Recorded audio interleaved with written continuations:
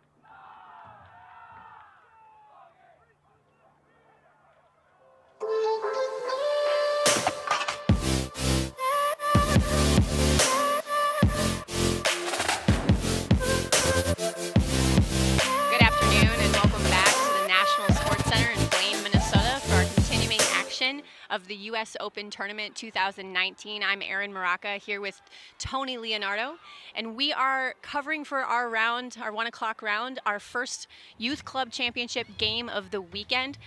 Shifting gears a little bit from that club season where U.S. Open is a midpoint to the YCC tournament, where this tournament is the nationals, the culmination of what they've been working so hard to do. You're joining us for a matchup between Seattle Bankroll and Oregon Flood. Tony, tell us a little bit about what we can expect between these two teams.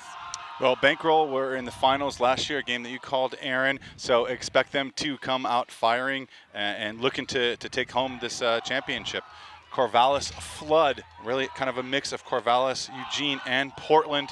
Will try to take them off in a Pacific Northwest battle. They are the 9 seed facing the 1 seed here in Bankroll. Bankroll, I don't know, Aaron. They're going to be pretty strong, pretty powerful. A lot of talented youth, obviously, in the Seattle area that we know of. Teams, a lot of players from this Bankroll squad have been playing Ultimate since middle school. And as you noted earlier, this is the culmination of their season here at the U.S. Open. And what a great place to be, great time to be here in Minnesota on these wonderful fields and this wonderful environment and this great tournament. Really excited as well to see kind of the returning talent from each of these teams. You know, the Youth Club Championship is a division that is often influenced by kind of players aging out on that top end as they turn 20. But there are a number of players from Seattle Bankroll who were here last year. There are also a number of players from Bankroll who have kind of multiple hats to wear at this tournament, either or in general kind of this season. We have some notable athletes who have been Bankroll in the past, who were on the U-24 team recently. We also have a number of players who you know, could have done double duty this weekend and played with Seattle Mixtape. But we are happy that they have chosen to preserve their body and devote their time primarily to the YCC team. Very difficult thing to do, to try to play with 2 teams in a tournament. So a lot of talent and firepower, in particular on this Bankroll roster. Well, and Aaron, which I believe you're referring to, of course, is that there are 3 or 4, I believe 3 players on Bankroll who are also playing with the sorry, not defending champions, but of course they have won nationals before. The mixed team club team from Seattle mixtape. So you'll also see us in front. Their assistant coaches deciding that the pull goes up. It's Kiali, number 3, receive it from Flood. We are aware that we're having a little bit of audio trouble right now, and we hope to work through it as quickly as we can. Oregon Flood on offense for this first point of the game. Again, this is the YCC mixed division, so we're going to see a lot of shifting ratio in personnel, but right away, that's a hand block from number 16. I believe that is Otis Williams. Yeah, one of the players to look out for, Otis Williams there, guarding Kiali. Williams gets that first one. Deep look here. Huck is going to be just a little too far as the wind really sailed that one away. Yeah, as a general update, it's getting hotter and hotter here in Blaine, Minnesota, and the wind is coming across kind of the field right to left right now and tailing towards the camera more than away from the camera. So we will be seeing some discs that are taken wide or that tail away, which should make for some really exciting plays and ultimate. This is number 3 for Flood, McCarter. That's Kiali McCarter that he went to. Leaf is telling us that he went to the Seattle youth tryouts as well, and they're like, hey man, you're not Seattle. He's like, yeah, well, I was in town, I was hanging out, might as well get some reps in. So they love that. Here's a big put from him. That's gonna pretty, work. yeah. That's number 11, Sam McCarty. One of the fun things about the YCC tournament is to give college teams a heads up on who their notable freshmen are going to be next year. So, dear Carleton College, Sam McCarty is coming your way in the fall. And dear Oregon Ego, you will be getting Kiali McCarter as he will stay in the area. And that's a hold for Flood. Pretty exciting point there. Yeah. See the line call coming and the signal to go for women, which means that the gender end zone, which we talked a little bit about the other day, is the end zone to our left. That means that the team who is in that end zone gets to dictate what the gender ratio of the point will be. So in this case, Bankroll sending 4 women out onto the line and 3 men.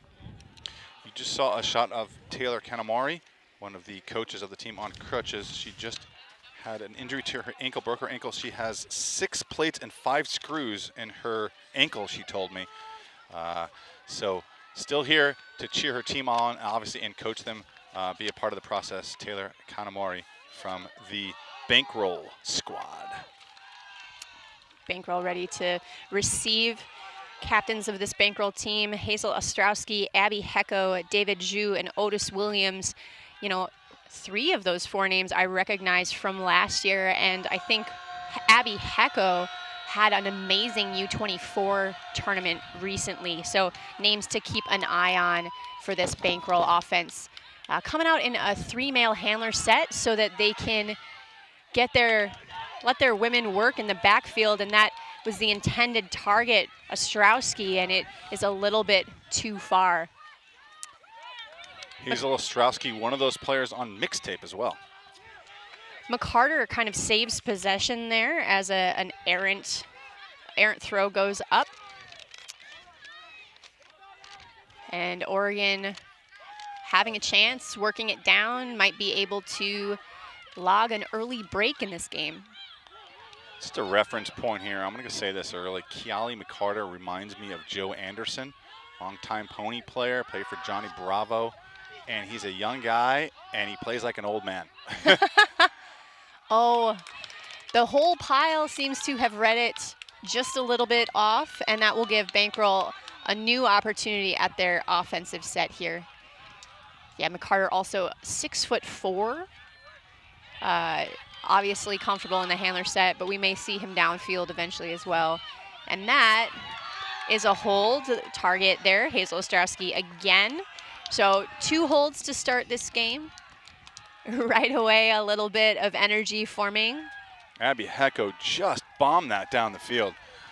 Nice bid there from the defender on a flood, 24 on 24. That is, shoot, we'll get to that in a second. But Abby Hecko comes up with it, the U-24 Worlds player, of course, and she rips it down and sends it down for Ostrowski for the goal. This is both of these teams' first game on the whole weekend. Yeah. You know, Tony, we've talked a little bit about the atmosphere here at US Open and the accessibility of some of the best players in the game for these young people to look onto. If you were a U-20 again and starting your weekend here at 1 o'clock in the afternoon on Saturday after watching some great Ultimate, how would you feel going into a game like this, or what might you be thinking about? You know, I'd be like these kids. I'd be fired up. I mean, I just watched a whole bunch of elite level, amazing Ultimate, and I would be pretty psyched, you know. And now's my chance to get out there and play. Like, how fun is that? How awesome is that? You know, it's great watching Ultimate. It's great calling these games, but Aaron, you know what's better than that? It's playing Ultimate. Yes. And those kids out there are going to get out there and play. We see Oregon with another offensive opportunity. We're back to 3 women and 4 men on the field. And McCarter has played every single one of these points so far. A little bit of changeover in his supporting cast. That disc must have been tipped. They only have 17 players. You know, they told me they had a pretty good tryouts. They had about, nice sky there from Kiali McCarter. McCarter sends it. That's a goal. That's number 24, Crystal Still. She'll be attending North Arizona University. Good motion here so far from both teams. Just a quick reminder for everyone at home. Obviously, we're gonna do the best that we can with name pronunciation and correct player identification, but I'm already seeing some discrepancies in our program, so we may misidentify a player or have some mystery involved in our broadcast for a little while. So please forgive us, and if you have anyone to help relay this information, we will make the correction as soon as we possibly can. Yeah, so on the sidelines of Bankroll, Aaron, I went over there earlier, and a number of players had the same jersey number, so male and female. So I think there's 2 number 8s, there might be 2 number 24s, and 2 of another number. So it may get a little confusing. We're going to ask for some clarification as this game progresses, and hopefully we get the names right of the players you're here to watch. You can tweet at us right there.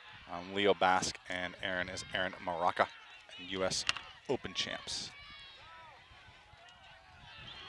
So Corvallis, Eugene, Portland tryouts, about 30 people. Okay. Pretty good number. They said they're happy with that 2-day tryouts. They have a roster here of 17. Seattle, yeah, they had 150 people apply. 100 people show up to tryouts. So that's the difference sometimes in what it's like in Seattle, where the action is everywhere. All the schools play. It's been a big sport in Seattle for some amount of time now. Mary Lowry, of course, one of the pioneers of Youth Ultimate in Seattle. It's in the school system, and they've been playing since middle school. A lot of these kids here today. To Moranville, up to Sophia Palmer. She's looking for Abby Hecko, like you do, on that upline throw. And that's a clean hold from Bankroll right away. Again, kind of just trading offensive styles right now. No defensive assessment or adjustment so far that we've seen. Going to be a really interesting matchup, I think. Clearly a lot of talent on both sides, a lot of athleticism and speed as well. I think everybody saw the weather update in the bottom left-hand corner. It's pretty hot right now. The sun's beating down. A little cloud cover would be a welcome reprieve. And the wind is not consistent right now. It's kind of in and out, and especially at the youth level, we may see those things affect throws eventually. Both teams probably also kind of finding their groove, so to speak, trying to figure out what energy they need to have on the sidelines. But a number of notable support folks on the sideline from club teams who, that's something I'm really pleased to see a lot are club players who come back and coach for YCC and other high school teams. I think it's another role model opportunity, certainly, but to be able to learn from really dominant players, learn a style of play that is going to be immediately applicable at a very high level, is one of the reasons why these YCC teams and other youth club opportunities are so important for the development and parity of our young people. Everyone in Seattle, you can't you can't meet a club player that doesn't coach. I mean, they all coach high school. They all give back. They all provide. For some people, for some folks, it's their job. Like, they play Ultimate and they coach Ultimate for a living, and that's just what they do. So a lot of action there as we see Keali McCarter trying to get open. He uses his length to get that and then bombs it. This is another big look intended for McCarty, I believe. But a foul is called. Crystal still picks that disc up and then had it knocked out of her hands. All right, so Oregon with the first chance to break, really, and they find number 38, 36, 36, I believe that's Anne-Marie Haberman. So Flood with an early lead, 3-2. That's a hold from Oregon. So. Oh, I thought that was a break. I'm off, my bad. It's quite all right. It's pretty warm out here. We've watched a lot of Ultimate today. Yeah. Sometimes I only know when the break sign comes up on our screen. Like, oh, right. You're right. Context clues are important. Yeah.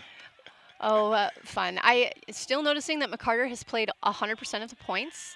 I know they brought only 17 people, and I mean, to me, that feels like a short number. But when you're young, that's just, right? That's a lot of playing time, and maybe that's what everybody wants. The Bankroll kids, with their large squad are sure having a pretty good time, too. They did tell me that there is a specific playlist for this tournament. So you got to make a clean playlist. So the 2019 U.S. Open playlist, you'll see them, I'm pretty sure, at halftime dancing, playing some music. We saw them before the game doing that as well. So a lot of fun to be had here, not just on the field, but off the field as well. Okay, so this pull is going way out of bounds and not coming back. But luckily does not go into the irrigation ditch behind us. And so Bankroll will center this disc. This is number 73, Alex Katz, starting with the disc.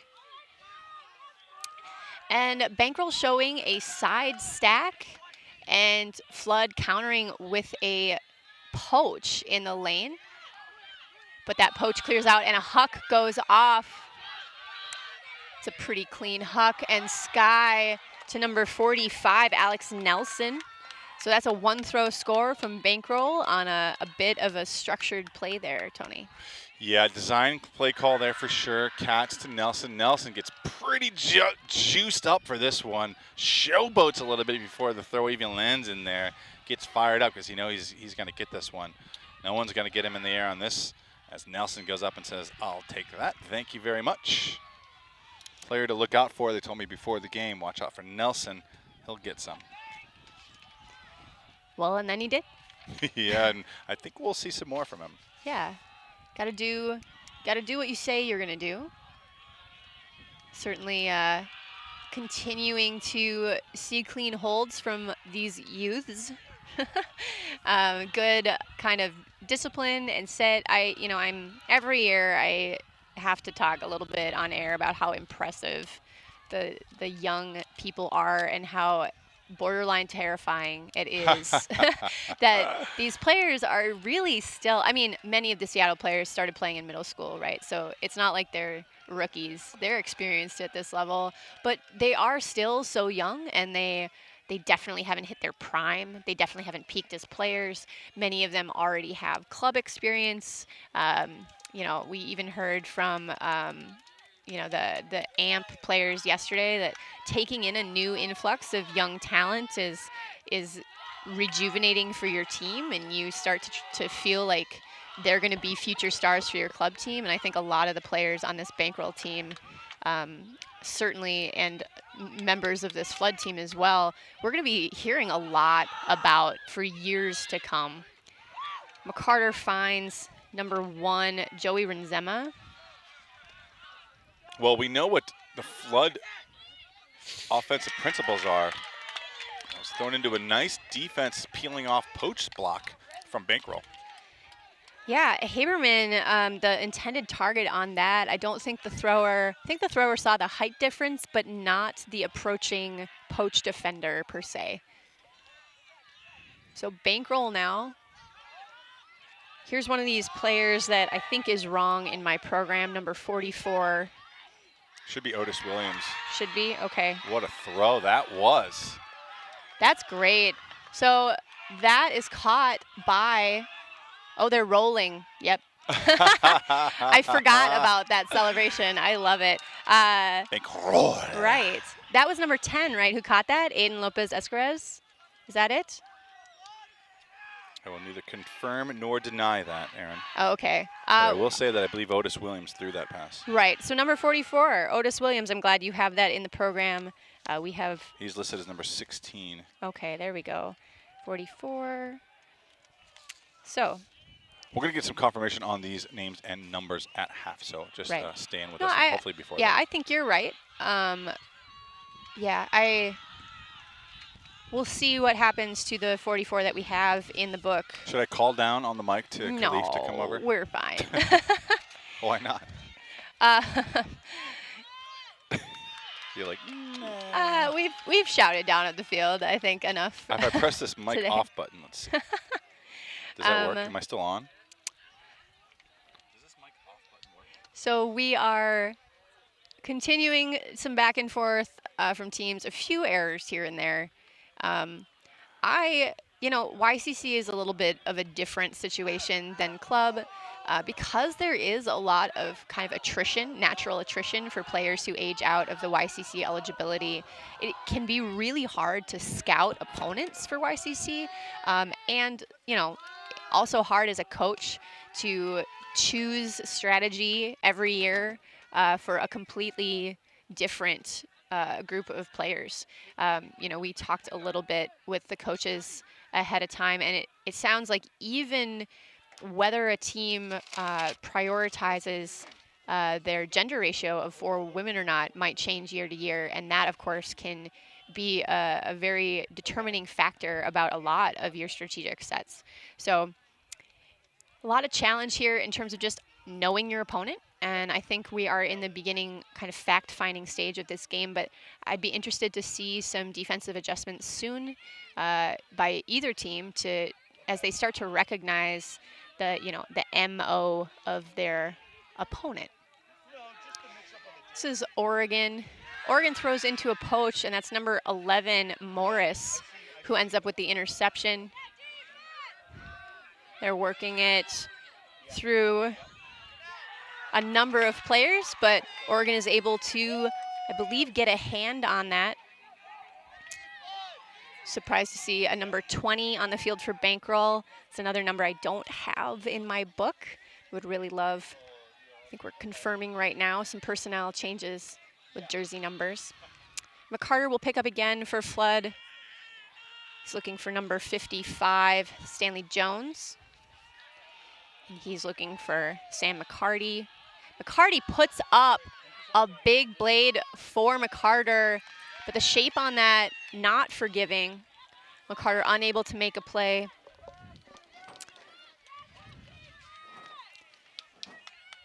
Bankroll back on offense.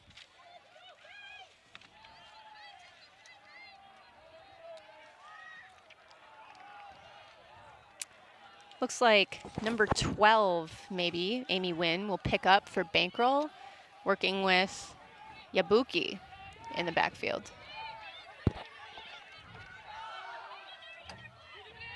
Ooh, close, really close. That was a really close toed line, but That is Angie Jeanette Coco. So there are two number 44s. The male 44 will be Otis Williams, and the female 44 is Angie. there we go. Certainly a helpful clarification. So we now back with Oregon. Crystal still with the disc in the middle. Already has done a fair amount for this team. And McCarter, of course, with a lot of touches so far, doing a lot of work for the team. Here's Sam McCarty in the middle of the field. He'll put up a big shot again. He's looking for number 1, Renzema.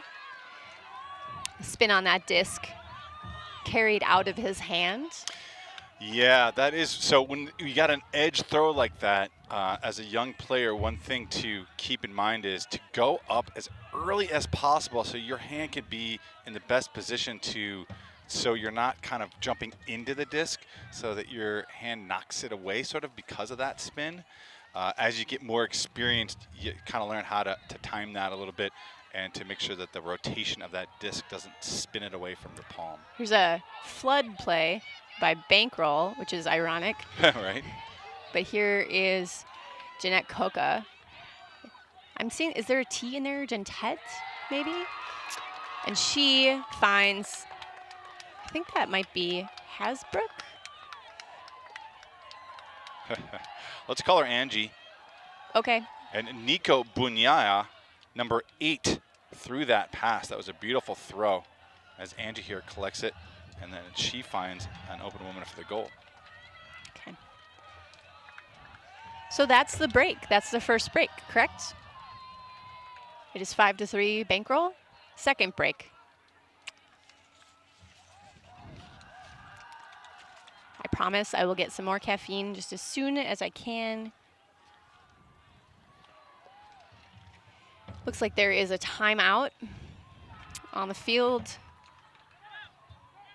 So as we look at some of these plays here, you know, that sideline pass was really close to being in there, but good spirit by the, that was Angie again, by Angie and Jeanette Coco to call herself, you know, if it's negligible, I'm just going to say out, hand the disc back over. Great spirit there. Love that from Bankroll. As it gets hotter, you know, the short roster for Oregon Flood will need to take some self-care timeouts and maybe utilize their shade tent to you know, just keep safe and keep healthy here. I don't think we're in danger of needing a heat timeout. We had some questions yesterday. I believe heat timeouts come into play when the heat index exceeds 100. And so I think we're safe for now. It is still very Sarah, we need Sarah very Edwards humid. up top to tell us on Yeah. that spinning thing what the temperature and heat Yeah, index is. our amazing we go. camerawoman above us also has a super local weather, I don't know what to call it, station. Thank you. She But has yeah. a whole weather station up there. I Right. love it. So this morning when we started, the temps were in kind of the mid 70s, and the humidity was close, closer to 80%. Now in this round, the temperature has already gone up 3 degrees in this game already, and the humidity going down. Wind still pretty negligible. It's nice. It actually feels really nice. If the wind were to pick up a little bit, that might actually help bring the temperature back down to normal, quote unquote normal. So Flood will receive here in the gen zone, so they'll get to decide the gender ratio. Is that correct?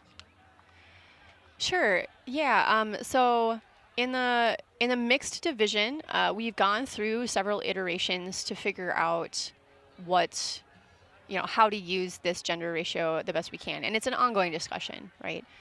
When I was still in college, mixed was still 2 women and 5 men on the field, and so we've come kind of a long way in terms of that equal play kind of mentality, right?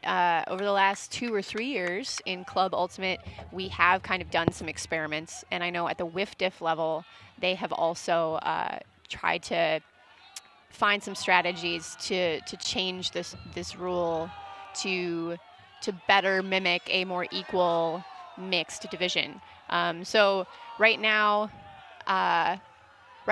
in mixed, the rule is that at the beginning of the game, when you flip for color and you flip for who pulls and what side you start on, you also flip discs to determine who gets to choose the gen zone.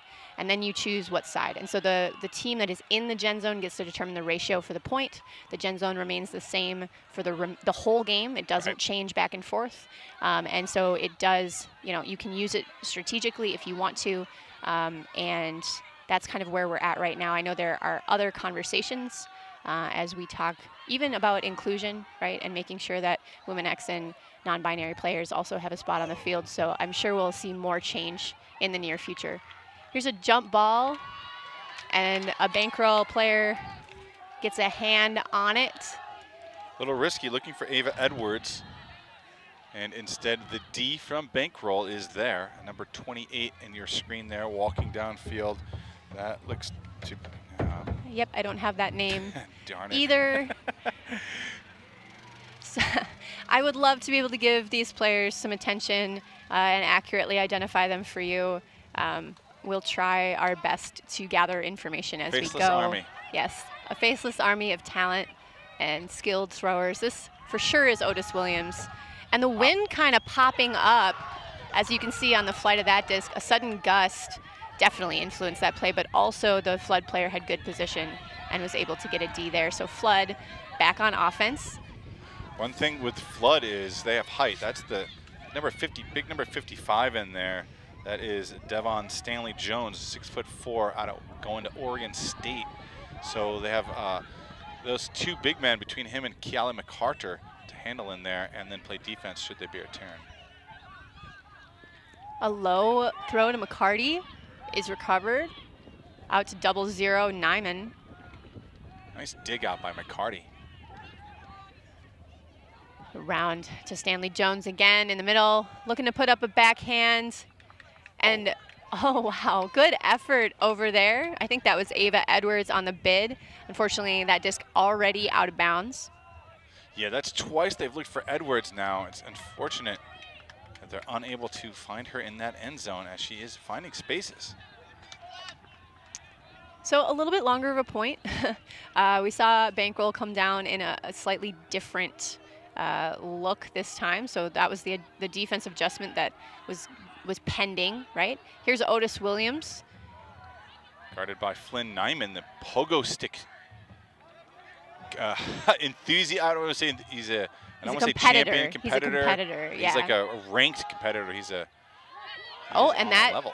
Well run out there. That's Tori Gray. Not intended for her, but a good effort there. And she zips a flick through a closing window.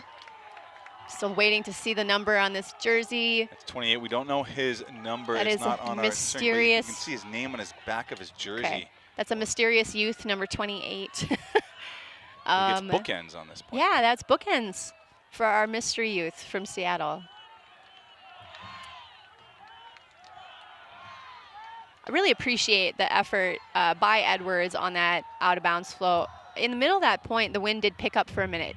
Inconsistent, right? It's already gone again. So these gusts are coming and going. That backhand that was put up maybe felt like it was going to be an upwind throw when it was released, and maybe the assumption was that it was going to sit on that shelf, or that it needed a lot more spin in order to get through the wind, but really just came out with a lot of pace. But Edwards still pursued it and tried to toe a line to see if she could attempt a greatest. We'll see a D-line from Bankroll here out of the gen zone, and they're going to go 4 men and 3 women. No worries, I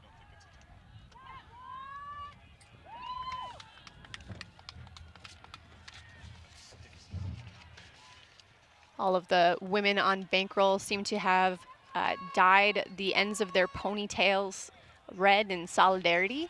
And why not Sam Terry? I mean, and Leaf for that matter. You know, sometimes you gotta let players have their inside jokes. without the coaching staff necessarily being in the know. That's true. Got to make it special. This event is special, and whatever adds to the memories, right? This is one of these tournaments that these kids are going to remember for a long time. McCarter receiving this pull. That was Jaleel Morris, number 23, with the pull. Oh, okay, great.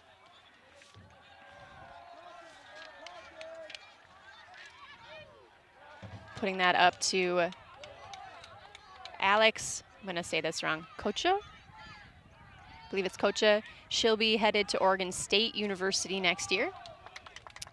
She finds Renzema, and he puts it out for McCarter, but a defender that is not his is there to help out and put a hand on it. So we'll see Abby Hecko pick up for Bankroll. Wonder if she'd be looking deep right off the bat. Bankroll in a hoe stack. She has number 13, finds her. Hecko is breaking the mark at will here. Sophie Palmer up to David Zhu. I believe this is Cohen to Moranville. There's a bit of a stoppage. Might be a travel call. Okay. Thomas Harris on the mark here to tap the disc back in. Out to Sophie Palmer. Wow. Sophia Palmer, I'm sorry. Great touch there to Alex Nelson. Palmer really laid that throw in nicely. The celebration from Nelson continues.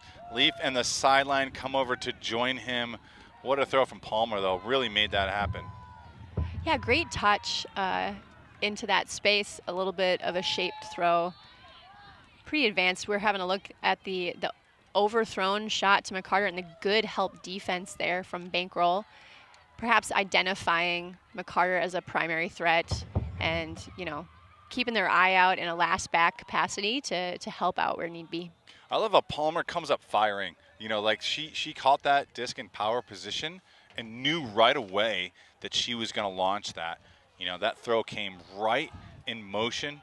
She has her big receiver downfield there in Alex Nelson, so not too much of a second look needed.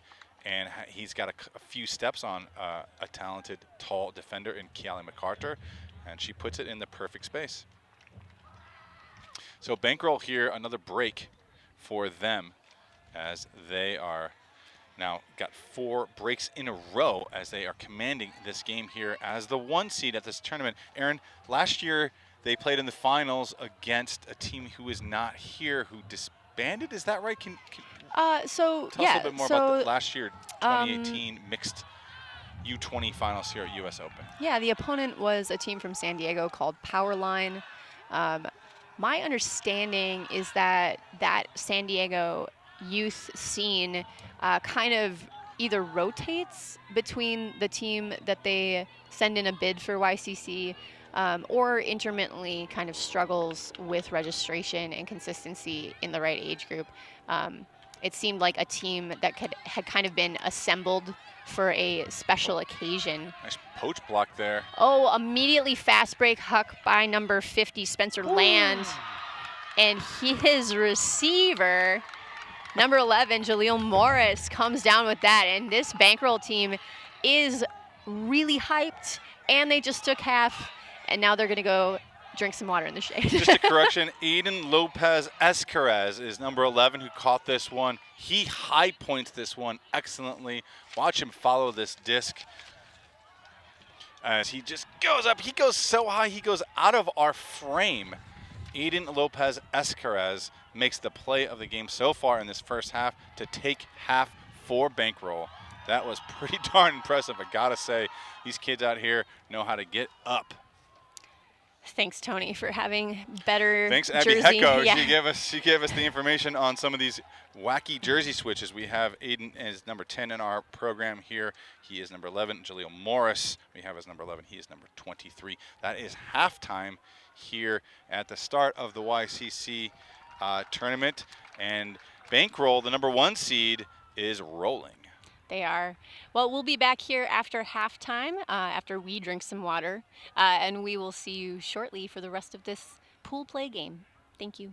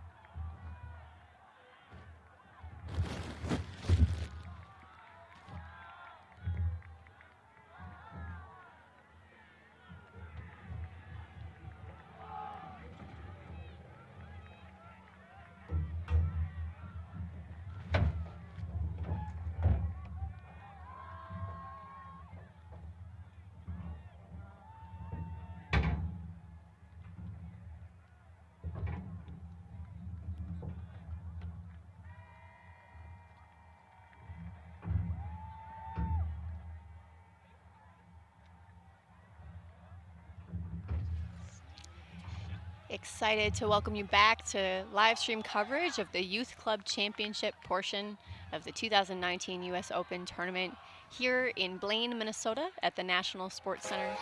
I'm Erin Maraca. I'm here with Tony Leonardo, and we are coming back for second half action in this pool play matchup between the number 1 seed, Seattle Bankroll, and the number 9 seed, I believe, Oregon Flood. So far this half saw a lot of clean, quick holds to begin the game, and then Seattle putting on a little bit of a break train, finding 4 breaks in a row, a lot of energy, a lot of big plays with some, kind of calculated fast break hucking with a lot of, just really good control of the disc for their young but very experienced age.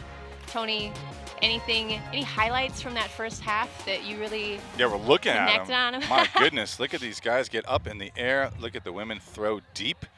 There's Aiden Lopez Escaraz getting the cheer up from his team. And we saw number 28 now, Steven Shetler, making the D and getting the bookends on the receiving end in that highlight reel package from Bankroll and Flood here to start YCC day 1 for them at the U.S. Open.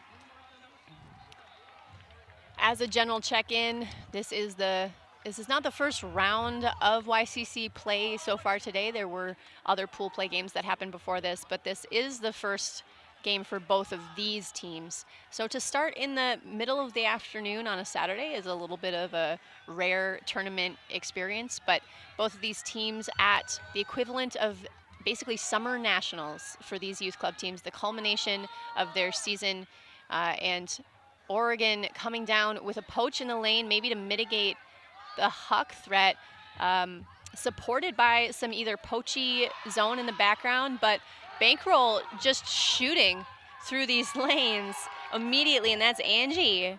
Again, Jeanette Coca, or Gentet Coca. What rhythm flow, what beautiful action there. The set there, I believe that was a 4-women set, right? They look really cozy and comfortable here. There, Hecko up to the delivery woman. She sends it deep to Angie Jeanette Coco. Abby Hecko was one of the names that I said so frequently last year in the final, was returning to this YCC team, having a lot of kind of press and airtime so far this year. We will be hearing more from her as her kind of ultimate season isn't over. The YCC season, yes, but she will be joining Seattle Mixtape, I believe, for the remainder of their club season. One of these top performers of the team, and clearly we can see why right away in that point. Just want to talk a little bit about, again, this Bankroll team and how they did choose the squad and what the community is like in Seattle. They very much like to represent the community. The players out here are representing the kids back home and their teammates and friends. They wanted diversity, they wanted equity, and we see a lot of that. They want to reach out to all the communities in Seattle so that everyone feels a part of this team and the progress and the play from Bankroll here in Minneapolis. Also noticed a few notable alumni on the sideline over there, which is something that not a lot of YCC teams are able to kind of attract once they fly out to Minnesota, right? It's not hard for the Minnesota teams to have YCC alumni on the sideline because it's a home field advantage, but for Seattle alumni, even injured Seattle alumni, to be in Minnesota for this tournament is, a good indication of a strong culture and positive memories for this Bankroll team. Here we see Oregon back on offense with Thomas Harris in the hoodie, out to 46 for Oregon, which unfortunately is a name that I don't have. But Thomas Harris gets it back, and they are able to score for the first time in a little bit here on a clean hold. Yeah, I love seeing that from this Oregon squad. A nice series of connections here as they have a clean hold that we haven't seen that for some time now, as there was a long stretch, 4 breaks in a row for Bankroll. And I think they actually ended the half on a break too, so 5 from them as the hold from Flood here.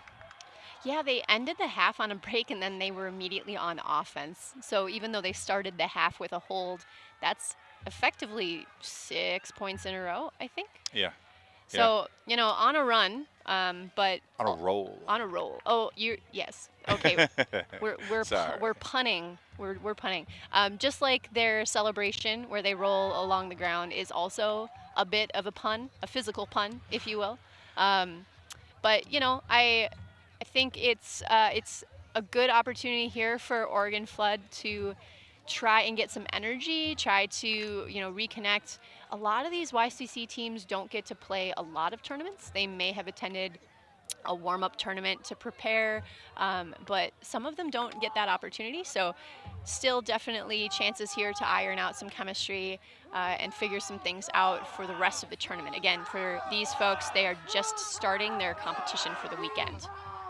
They're cheering here on the sideline, the Flood team led by, you saw briefly walk off the field, Jeremy Randolph-Flagg, one of the co-coaches, first year of the team, he and Evan Thatcher.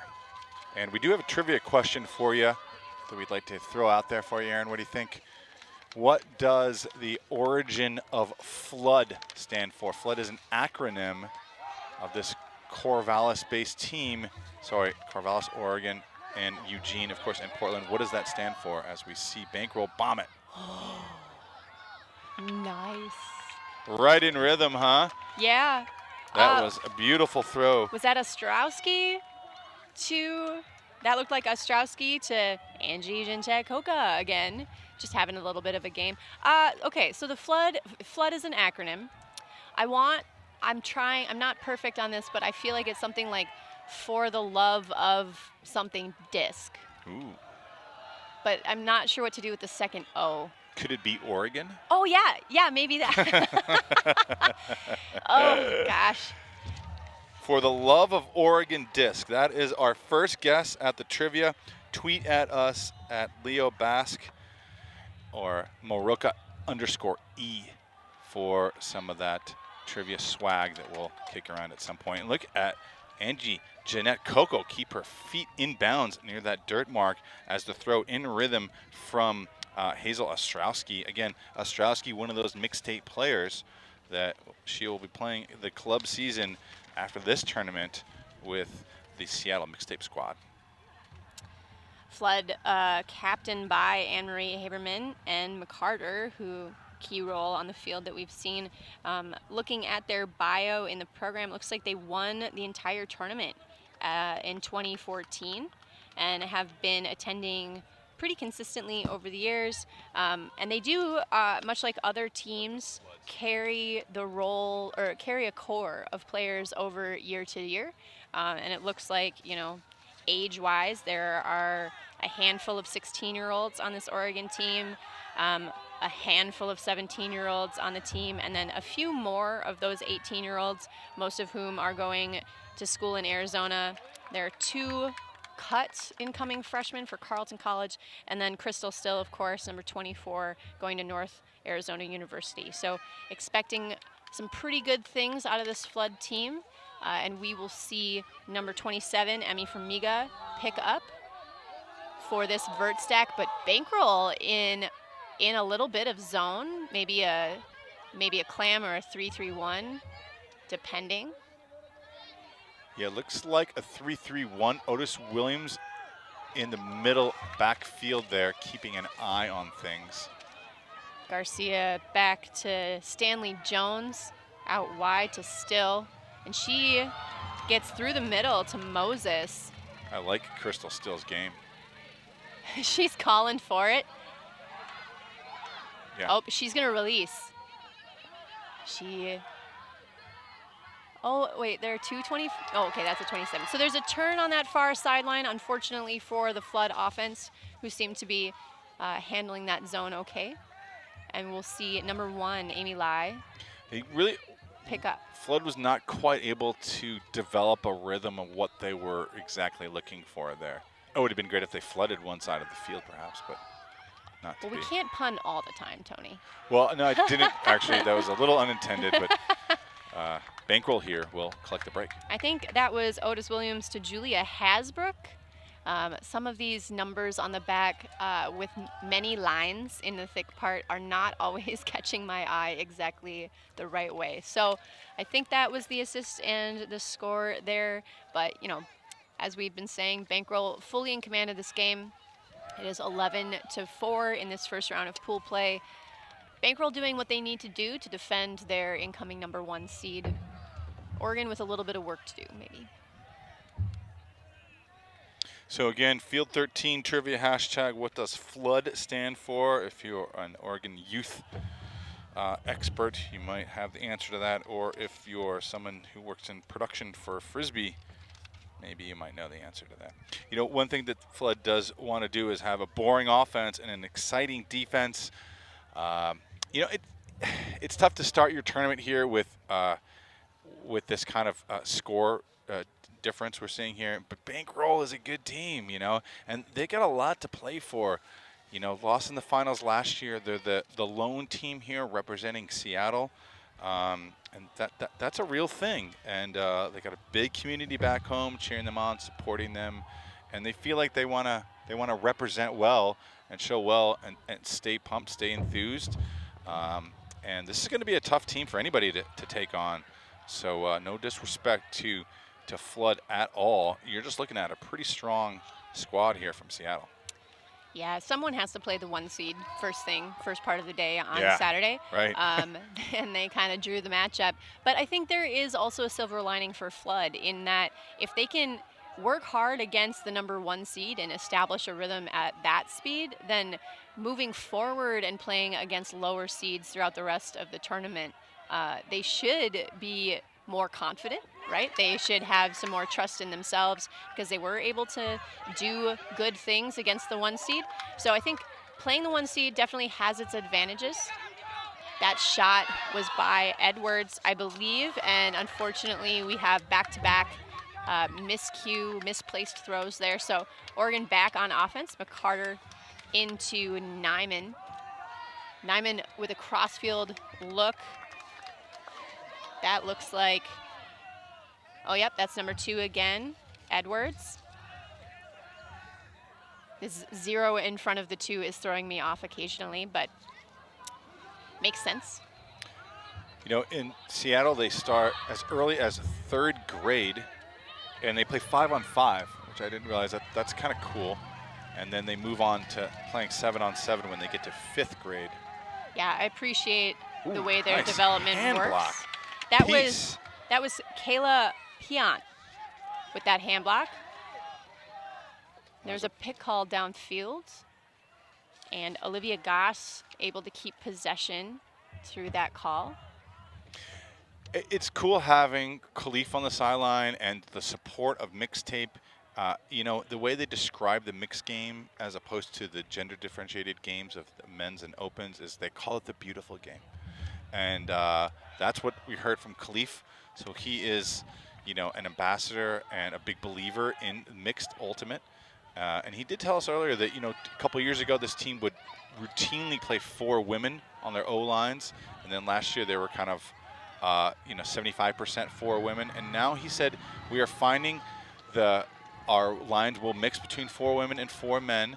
And then our women will find our men, and our men will find our women on offense, so that they are finding their beautiful gender balance, as we see right there. Great. A nice connection. So that's Pion with the bookends, right? And a great break, I think, from number, 23. Do you have a 23? Yes, that's Julio Morris with that break throw. He moved his mark pretty spectacularly to find that break throw. I think it's important to kind of backstop those Khalif statements with the understanding that in order to play good mixed ultimate, he felt like they used to have to go for women. Yeah. Right? Yep. So in order to get the men to maybe involve the women more, they had to outnumber them, basically. And it sounded like it wasn't quite as much of a tactical decision as just if we want these women to be involved, then we have to change the ratio. So from his Couldn't it have been perspective, tactical as well? Like, that's the way to best play this game? it could be, but when we were talking to him, that's what I took it as a little bit, because he sounded like this year, for maybe the first time in a while, all the players on the team are 100% kind of unbiased about who they're throwing to, and so there's less pressure to kind of force a number change in order to facilitate the use of the ladies on the team. And maybe I was just reading into the conversation a little bit, but that's my understanding, is that they have more trust in every player on the roster to value mixed and to value using all the personnel kind of more so this year, or maybe finally as the culmination of a longer time period ramping up to this, where these individual players understand mixed and understand the strategic advantages they may place, but really just want everyone on the team to succeed and have a chance with the disc. So that's what I was taking from it. Looking at Khalif right now, we saw them in a tight shot. The three coaches for the team, Khalif, Sam Terry, and Taylor Kanamori there discussing. I think this is a heat timeout, Aaron. Okay. We see the temperature up to 88 now. That's been steadily climbing throughout this game as we have a break. Both teams huddling now in the shade tents. Khalif and Sam Terry there, and Kanamori staying out in the sun as they will discuss some of the next maneuvers for this Bankroll team. And just to take what you elucidated on, very important to establish that. Is that the Huck team we see down there? That might have been the ladies of Huck that, no, it's a YCC team cheering. Their off color is yellow on the numbers, so not sure who these folks are, but a couple spectators joining us for this game. They might be playing one of these teams next. Fair. Yeah, so if Seattle is one of the, the places in the country leading that discussion in our sport, and we just want to thank them for that. I agree with that. They do a lot of work in the Seattle area, and there's certainly a lot to learn from them. They have a great deal of history, and have been so instrumental in kind of the other states figuring out how to run a youth league. We look to them for inspiration. We look for them for out-of-the-box ideas on how to grow middle school leagues and elementary school leagues and interface with schools and be more inclusive. And right, like they're doing a lot on that front edge that I think the rest of the country really respects and looks to. And clearly, you can see the result of their hard work every time they send any team anywhere.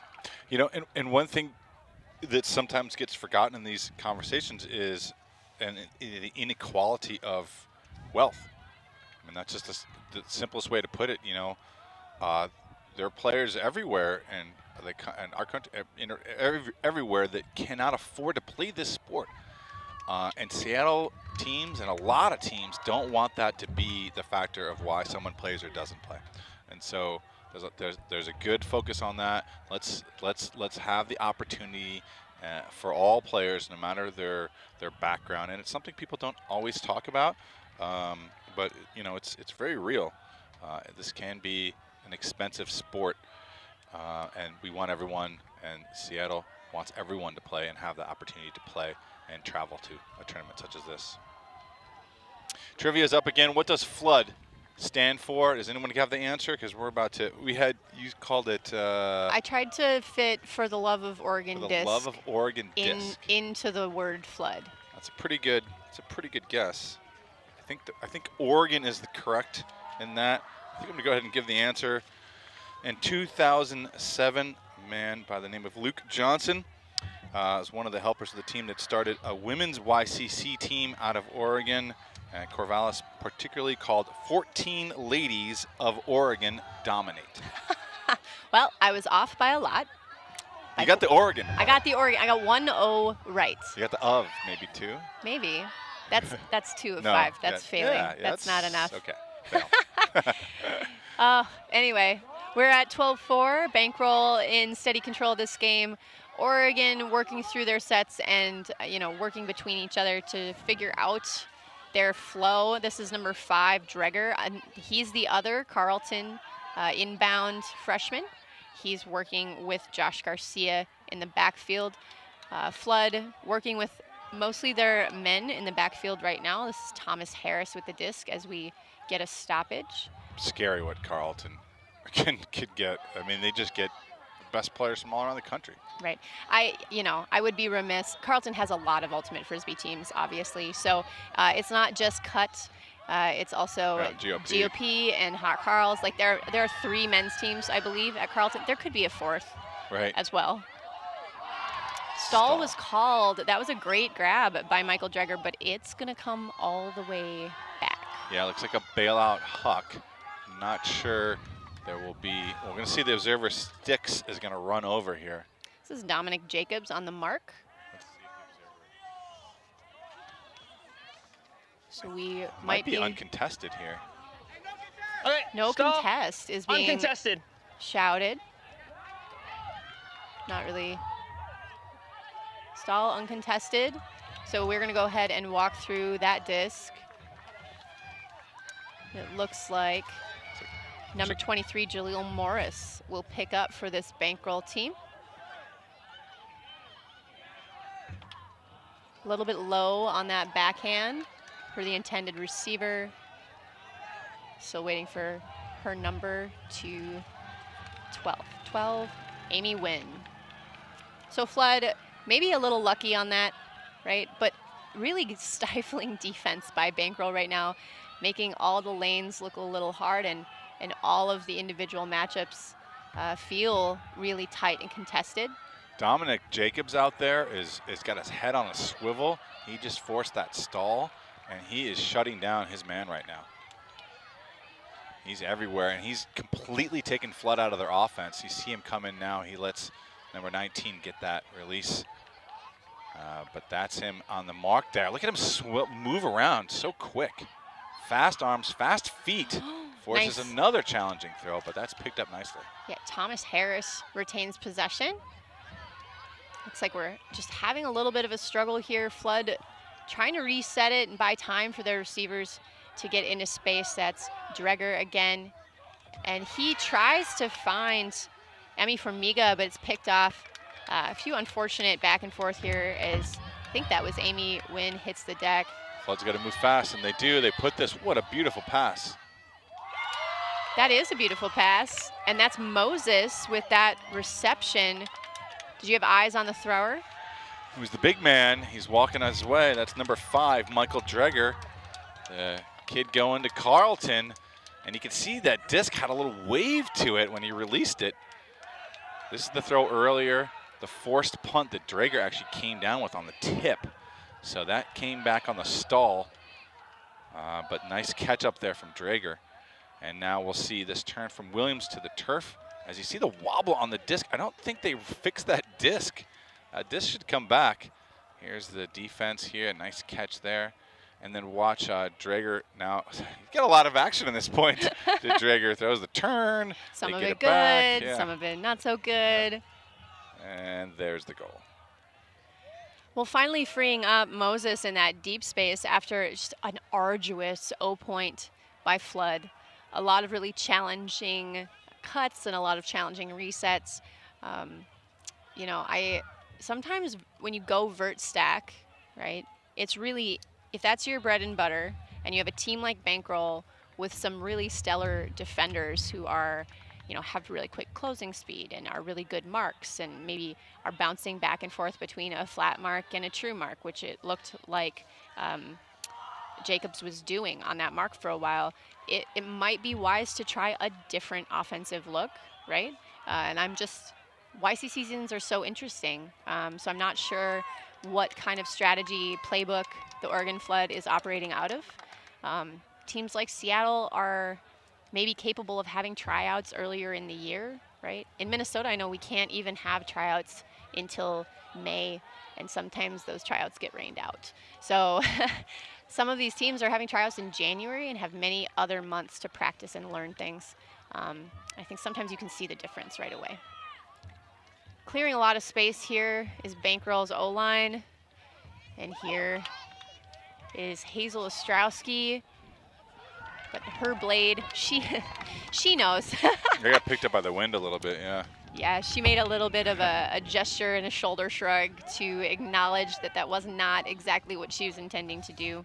So Oregon does technically here have an opportunity to break, and if they can convert it, I think that would be really good for their confidence here. Facing a little bit of wind.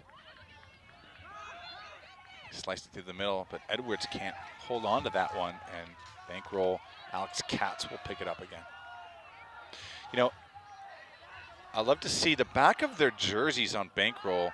There's several logos of teams as we see this score connect.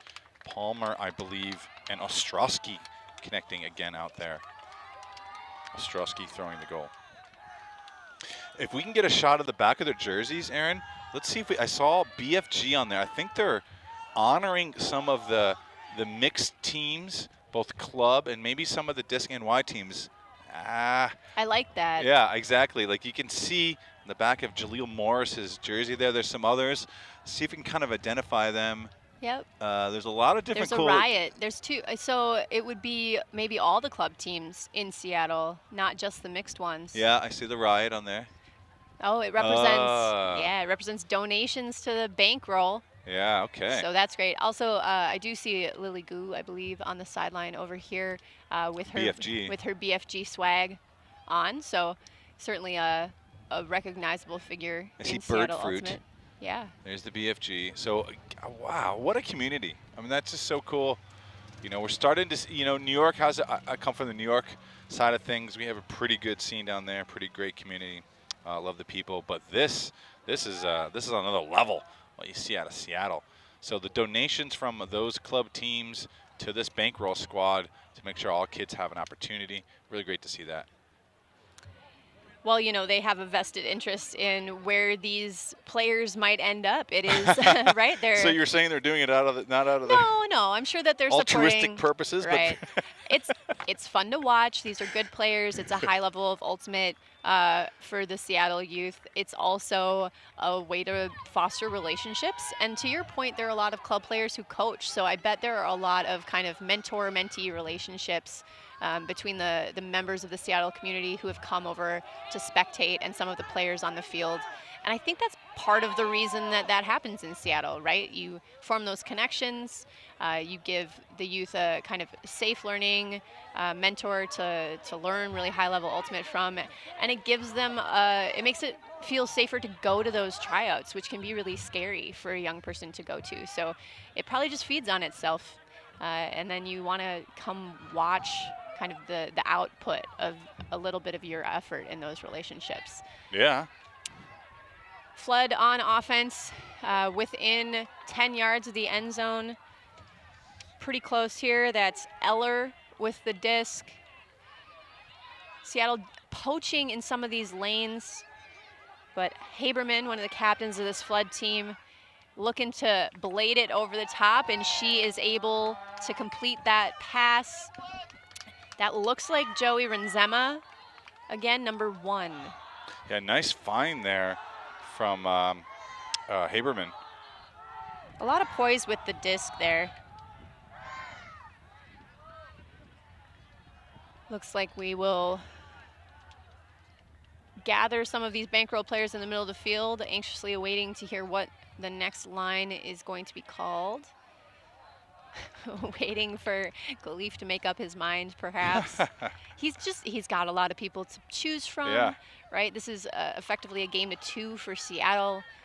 Flood, you know, maybe the best investment is trying to make this game last as humanly possible, because again, I think reps against this team are some of the more valuable reps they're going to get today, at least. So an opportunity for Flood to show us a defensive look, or to, you know, get some confidence and rhythm and energy back in this. I think every time we see the weather widget, it's like +2, but over the course of the game, I think we're up maybe 5 degrees just in the last hour. So welcome to Minnesota, Tony. Well, not much different than the heat wave we had in, well, the whole eastern portion of the United States just a few weeks ago. Was it this humid? It was worse. Oh, I'm so sorry. Much worse. It was 113-degree heat index. Oh, no. And you know who's staying with us is Nathan Kolakovic, who, you know, you see as one of the photographers, and you watch his videos online. He's staying with the Fulcrum crew. Yeah, he's very talented.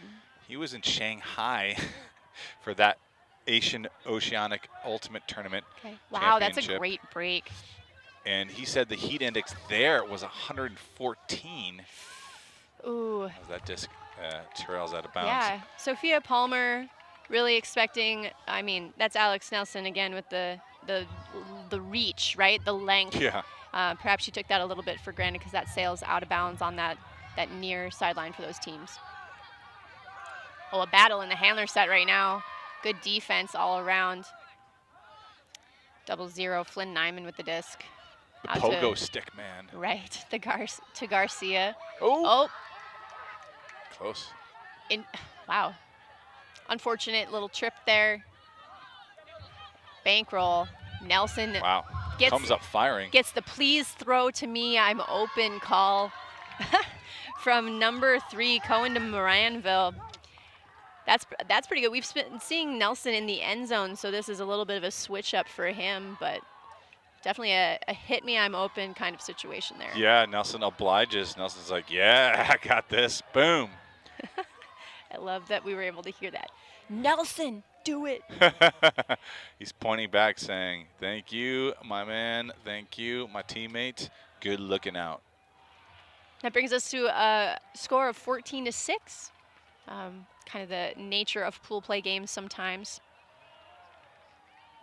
Coming up for you in the next slot at 3:15 Eastern Time, we will be able to show you a live stream of Boston Buddha versus Bay Area Red Dawn, and we will have a special guest star. So feel free to look forward to that. And then in the morning, right away at 9:30 a.m. Eastern Time, 8:30 local, we're going to see Nomadic Tribe take on Sub-Zero. Nomadic Tribe, of course, beating Revolver today to, I think, earn their way into this 5th place finals matchup. So we're excited about those games. In general, you know, just happy to be at the U.S. Open. A lot of people really excited to be here.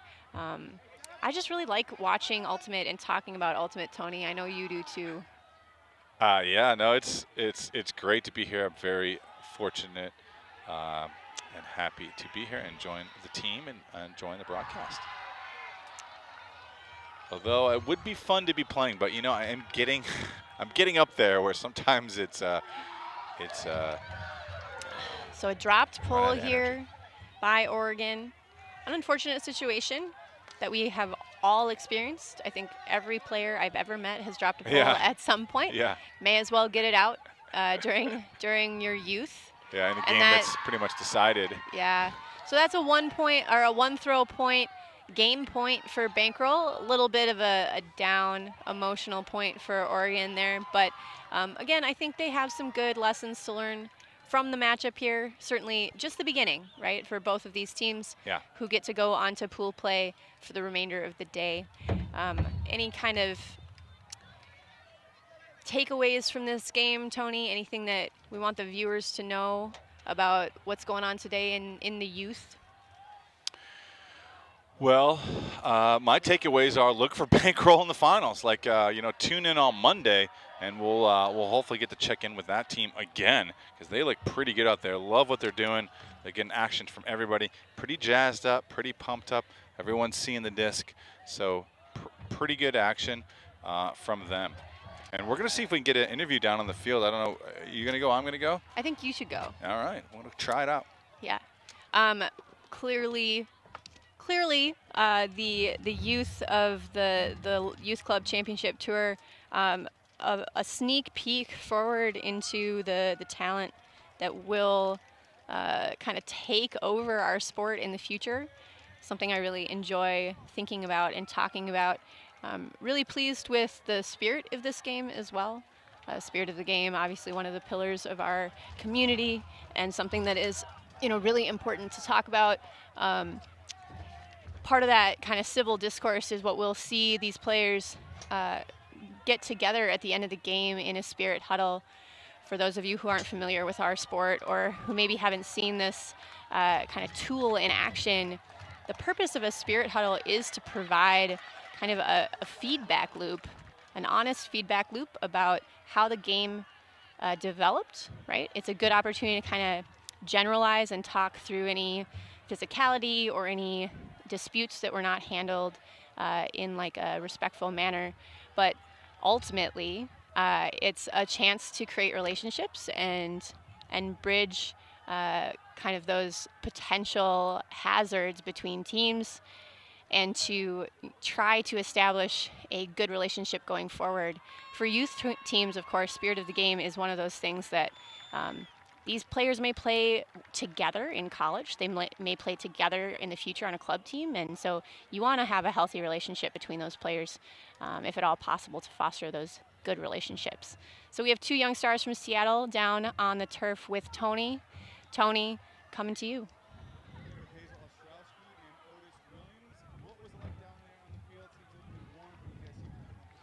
There and had a pretty good win. How's it feel to start the tournament off? It was super good. This is our first game of the tournament. It's a little bit of pressure for the first game to be live streamed, but I think our team handled it pretty well. And we just had really good energy even through the heat and stuff. Otis, tell us about. I might be taking my talents probably around Wazoo or Eastern in the future. Yeah, right on. Thank you. Hazel, you're also on the mixtape roster. Is that correct? Yes. And so you're playing this weekend solely with Bankroll, of course, and then after that you'll be going to what tournament with Mixtape? I'm going to regionals and nationals if we make it. So.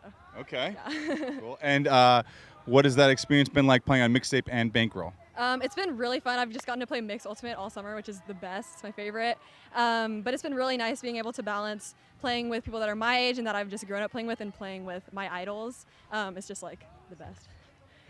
Otis, I just want to ask you, you have a pretty versatile game. Both of you have very versatile games. What's your favorite part of the game? Do you like throwing? Do you like receiving? Defense? What are some of your, tell us your thoughts on some of the best parts of Ultimate for you. I'm going to have to say throwing because I like making my teammates look good. Cool. I love it. Well, I just want to say thank you and good luck in the rest of the tournament, and hopefully we'll see you in later rounds. Thank you. Aaron, back up to you and the rest of the production. Thanks, Tony. Just to wrap up here at this first game of pool play for the day for both of these 2 teams, we want to thank you for coming in and watching this youth game with us. We've enjoyed bringing this coverage to you. We do have another round today that will be the YCC U-20 boys pool play game. So we'll take a look back at some of the highlights of this game as we wish you a happy maybe lunch break, and we'll come back with another round shortly. I'm Erin Maraca with Tony Leonardo. Thanks very much.